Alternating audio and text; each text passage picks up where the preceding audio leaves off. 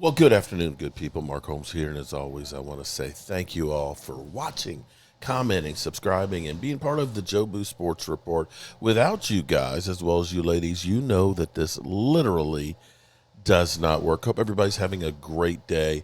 We are having, it's funny as the Cowboys, we have discussions about players that nobody has discussions on. Now, the Dallas Cowboys are unique because of all of the drama that goes on that Jerry Jones has built. And we have players that, it's almost comical because our best players, we critique like they've done absolutely positively nothing.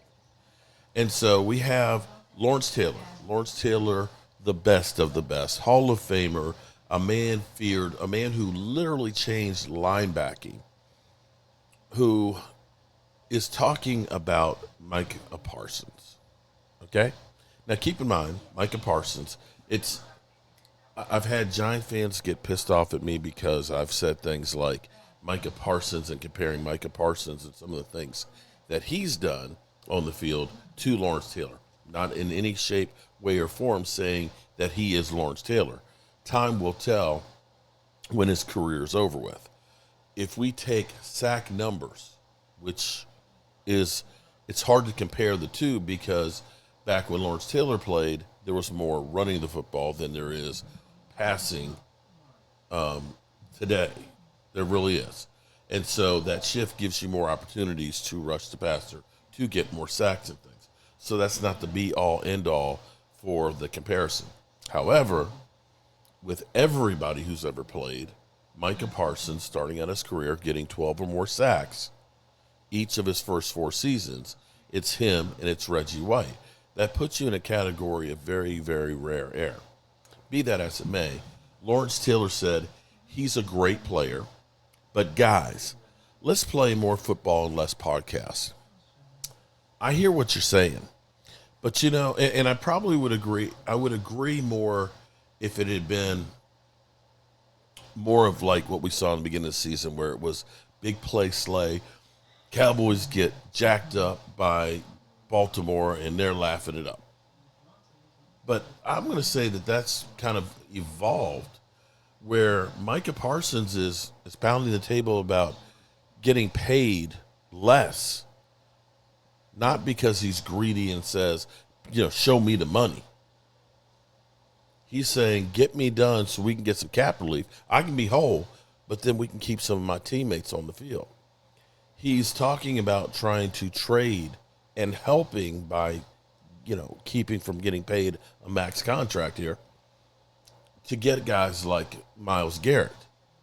He's talking about wanting to have stability. I don't see where I have a problem with that. And I'm going to say this. For those who say Micah Parsons needs to play more football and less podcasts, let me ask this one point blank. If you had 11 guys on defense that played like Micah Parsons and they all had podcasts, would you mind? Because if I could get 11 guys with the ability, the effort, and the tenacity of him, I wouldn't give a rat's ass what they said. I really would not. See, we end up taking people that are actually performing and we make them the scapegoat for our team's problems. So during that time that Micah Parsons wasn't on the field, were we a better team when he was injured? Were we? Were we winning Super Bowls in recent history without Micah Parsons and his podcast? I don't think so. So I think we're making the problem of the Dallas Cowboys something that isn't the problem with the Dallas Cowboys. Let's understand. When you look at an Eagles team or a 49er team and things, if they lose one guy, they don't fall apart because they have multiple pieces to rely on. We've got, depth that can come in. We have other players that are really good across the line. We all know there's 2 players that we can't, actually 3 players that we can't make it without. And that's CeeDee Lamb, Dak Prescott, Micah Parsons. It's kind of like what I learned in Boy Scouts. In Boy Scouts, in order to have a fire, you have to have three things: heat, fuel, and oxygen. If you don't have one of those three things, you can't have a fire. And right now for the Cowboys, if they don't have Micah or CD or Dak, you can't have a fire. And herein lies the real problem with the Cowboys is we're all looking at that one guy and saying, he's got to be able to do more. It still sits in my head with Jesse Holley, who ended up saying, Micah Parsons is selfish because he only wants to be an elite pass rusher. He's not trying to be an elite linebacker. So I got to be elite at two positions at the same time? How about I just get somebody else who can be elite at that other position, and I'll go over here and do this thing that I do really, really well? That would be my thing. Now, while we're here, I want to get your taste on this. See, this is, one of my original microphones that I've had that's been here for, I've used for several years, and a relatively inexpensive microphone.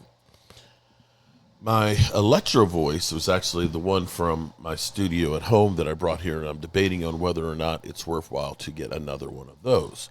So I want to do a little sound test here and get your opinion on, do you like this voice with this one? Or does it sound better? Or does it sound better coming from this mic? So I want to go ahead and put this on here. This was actually a little clip from a couple years ago, 2 years ago, as a matter of fact.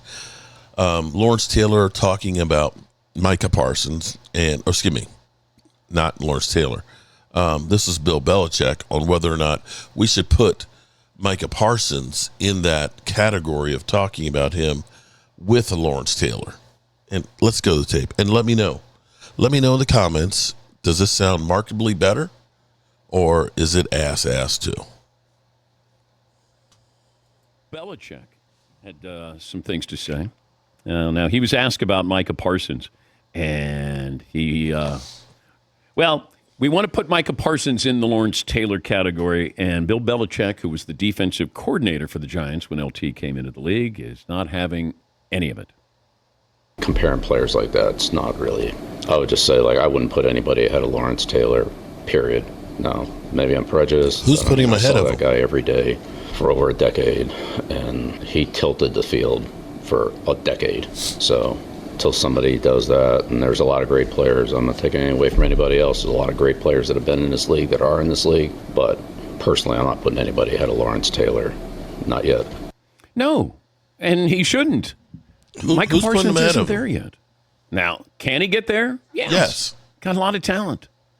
I would say Derek Thomas, Kansas City Chiefs, great. Incredible. Edge rusher. Great player. Died too soon. He would be the guy that, you can't go all the way to the top. You have to sort of go, okay, I got to get there, and then if I get there, and then I might be able to get there. You don't go all of a sudden right to Lawrence Taylor. I mean, Derek Thomas was a great, great player. But that's where I would start.